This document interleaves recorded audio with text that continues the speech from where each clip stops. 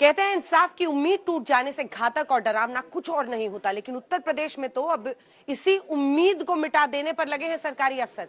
सोचिए, जिस ठुमकेबाज डीएम के खिलाफ पीड़ित परिवार संगीन आरोप लगा रहा है, उसी डीएम ने पूरे मामले में मजिस्ट्रियल जांच के आदेश दिए हैं। मतलब लीपा पोती की पूरी तैयारी हो गई है।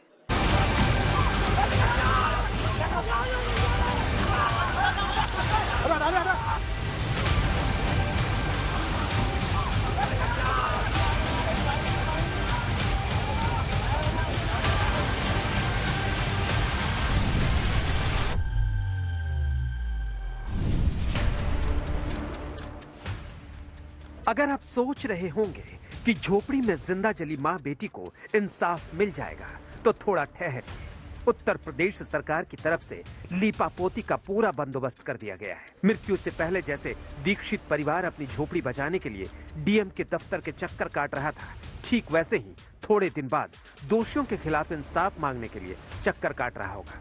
यही है उत्तर प्रदेश में ऑन द स्पॉट बुलडोजर वाला इंसाफ।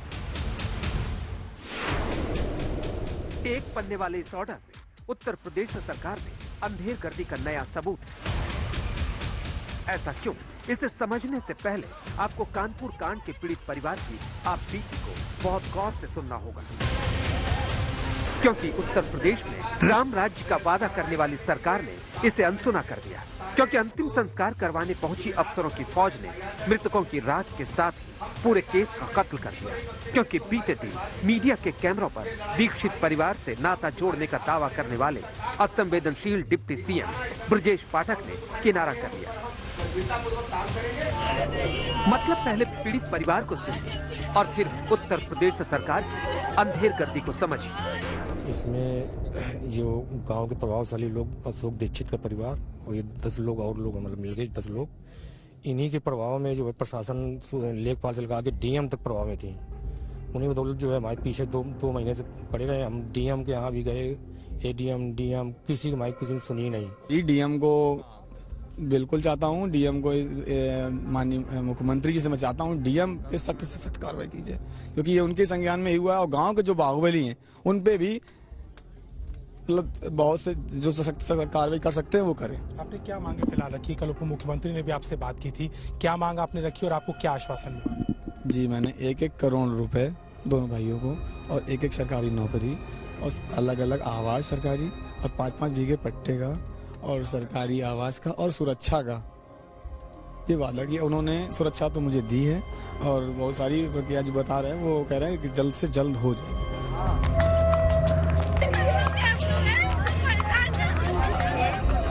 वाह रे इंसाफ, वाह रे उत्तर प्रदेश की उत्तम सरकार।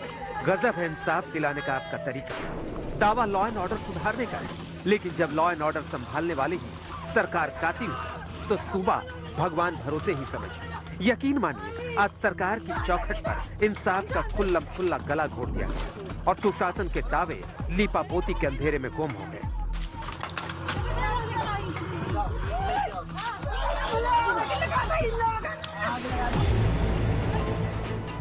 सोचिए, जिस कलेक्टर नेहा जैन के खिलाफ पीड़ित परिवार चीख चीख कर गवाही दे रहा है, जिस कलेक्टर नेहा जैन के खिलाफ संगीन आरोप लगा रहा है, जिस डीएम के खिलाफ सूबे की एक मंत्री आरोप लगा रही है, उसी कलेक्टर नेहा जैन की हनक और रसूख को समझ उसी कलेक्टर ने पूरे मामले की जांच का आदेश दिया है। पीड़ित परिवार यही कह रहा है कि मेरा कातिल ही मेरा मुंसिफ है, क्या मेरे हक में फैसला देगा? कोई नोटिस नहीं, कुछ नहीं, ये जबरदस्ती गुंडई के हिसाब से गिरा दिया। इसके बाद जो है जला के मार भी डाला लास्ट में दोबारा। किसने लगाई थी? आप थे वहाँ? आग एसडीएम ने लगाई। हाँ लेखपाल लगाई? नहीं, एसडीएम ने लगाई। एसडीएम थे मतलब वहाँ पे, लेकिन लगाई लेखपाल ने। एसडीएम लेखपाल दोनों थे। ये है उत्तर प्रदेश के मुख्यमंत्री योगी आदित्यनाथ। सार्वजनिक मंचों पर बहन बेटियों की सुरक्षा की गारंटी देते नहीं थकते। अरे मुख्यमंत्री जी, आपके निकम्मे प्रशासन ने आपके सूबे में ही आपकी नाक के नीचे ही उत्तर प्रदेश की एक मां और बेटी को जिंदा जलाकर मार डाला। अगर आपको पता ना हो तो नाम सुन लीजिए। कानपुर देहात के मंडौली गांव की रहने वाली थी प्रमिला दीक्षित और नेहा दीक्षित। आपके प्रशासन ने क्या हासिल किया हम तस्वीरों में दिखा भी नहीं सकते। 2 जिंदगियां खाक हो गई, लेकिन मुख्यमंत्री की खामोशी एक मां और बेटी के लिए नहीं टूटी।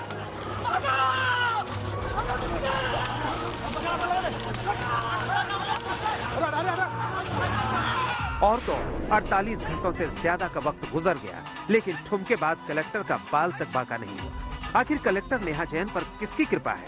क्यों वो गरीबों की झोपड़ी पर बुलडोजर चलाने वाली सरकार की शक्ति गायब हो गई? ये कौन सा सुशासन है? खुद आज सत्ताधारी दल के नेता पूछ रहे हैं। सही सुना आपने, जिस पार्टी की सूबे में सरकार है, उसी सरकार के मंत्री और विधायक इंसाफ के लिए अपनी ही सरकार की चौखट पर हाथ फैलाए खड़े हैं, फरियादी बनकर। दावे तो बड़े बड़े हो रहे हैं, लेकिन आरोपों में घिरी कलेक्टर नेहा जैन की छत्र छाया में पूरे मामले की जांच होगी। रिजल्ट क्या होगा आप खुद समझ सकते हैं।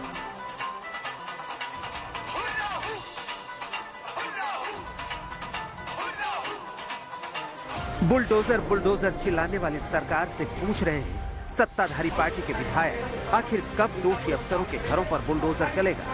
बीजेपी विधायक पूछ रहे हैं कि आखिर कब दोषी डीएम के खिलाफ बुलडोजर वाला एक्शन होगा? बीजेपी विधायक पूछ रहे हैं कि गरीबों की झोपड़ी पर बुलडोजर लगाने वालों पर कब बुलडोजर चलेगा?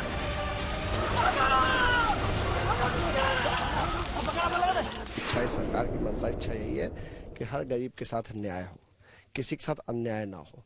लेकिन जहाँ पे प्रशासनिक तंत्र गड़बड़ कर रहा है, जहाँ पर इस तरह की शिकायतें आ रही हैं, निश्चित रूप से सबसे पहले बुलडोजर ऐसे कर्मचारियों के ऊपर, ऐसे अधिकारियों के ऊपर चलना चाहिए। उनके द्वारा जहाँ पर गलत किया जा रहा है उन पर कार्रवाई की जानी चाहिए, क्योंकि कहीं ना कहीं से समाज में हम सब लोग आज शर्मिंदा है।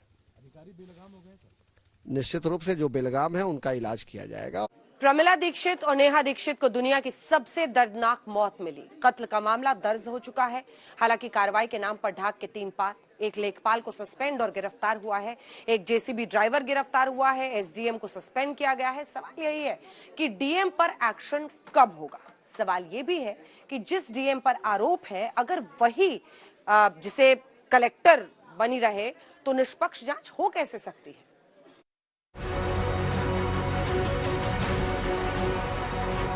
बहुत शर्मनाक है, कानपुर जिले के पुलिस